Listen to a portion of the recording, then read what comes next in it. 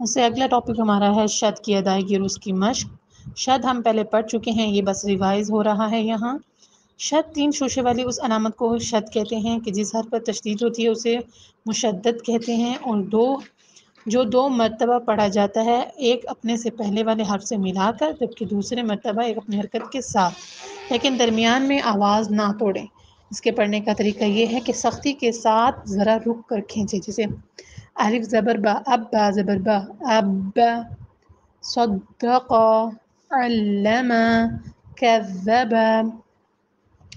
جب ہم تھوڑا سا رکیں گے تو فرق محسوس ہوگا کہ یہاں واقع میں ہی 2 چیزیں ہیں۔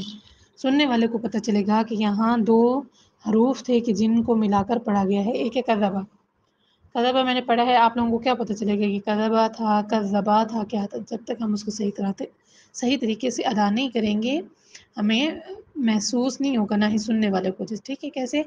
مکناہم اکلا لما یذکروا یزکا ان یطوف ان مکنہ مد الذل ذر مسہ حظا مما جان ولا دری یوقد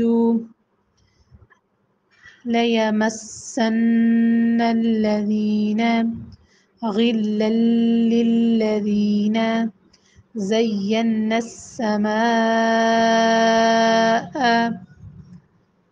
يحب التوابين وعلى ممن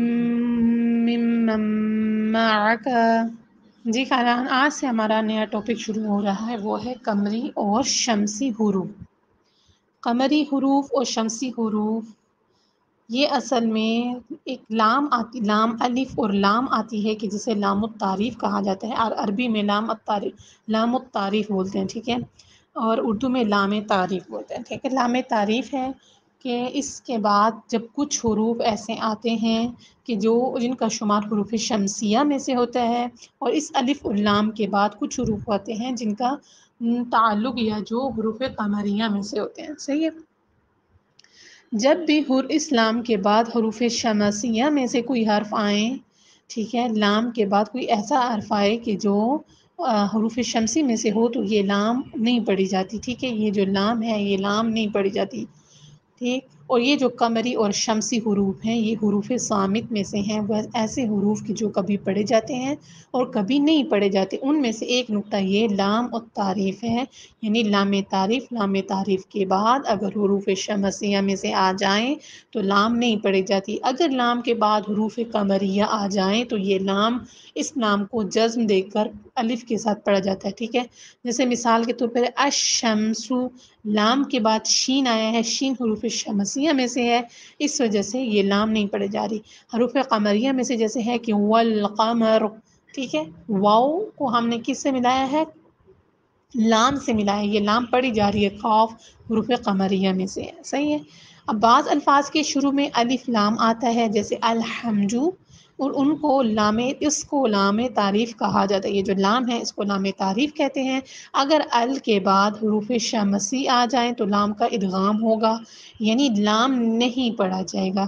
شمسی حروف جن پر لام نہیں پڑھا جاتا وہ مدد جزر یہ ہیں: تا، ثا، دال، ذال، را، زا، سین، شین، صاد، ضاد، طا، ظا، لام اور نون۔ اور پھر ان کی مثالیں انہوں نے ہر ایک لفظ کی مثال دی ہوئی ہے، جیسے ان الدین، والتین والزیتون، جانب الطور، اثر الرسول، الصدور، وعملوا الصالحات، الہاکم التکاثر۔ لیکن جن حروف کے بعد حروف قمریہ آ جائیں تو وہ حروف پڑھے جاتے ہیں، جیسے ہے تو یہ لام پڑھی جائے گی، جیسے ہے الکوثر، القارعہ، والعصر، صحیح۔ جو اب کیا ہے، اب ہم تو بھی بھول جائیں کہ حروف شمسیہ کیا ہیں، حروف قمریہ کیا ہیں، تو انہوں نے فقط حروف قمریہ کا مجموعہ بتایا ہے جیسا کہ ہم نے پہلے بھی پڑھا تھا، حروف قلقلہ کا جیسے مجموعہ پڑھ لیا تھا، قطب الجد ہے، یہ کچھ حروف کو ملا کر ان لوگوں نے ایک نام دیا ہے، اس نام سے ہمیں پتہ چلتا ہے کہ اس میں جتنے بھی حروف ہیں وہ حروف قلقلہ میں سے آتے ہیں۔ بالکل اسی طرح ہی حروف قمریہ کو بھی انہوں نے مجموعہ بتایا ہے، جیسے ابغی حجک وخف عقیمہ۔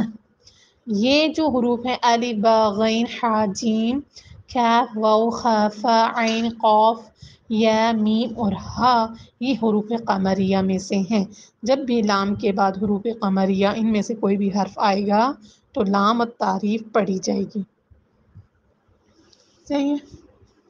مثالیں ہیں فی القتل، الارض، الخادم، الحکمت،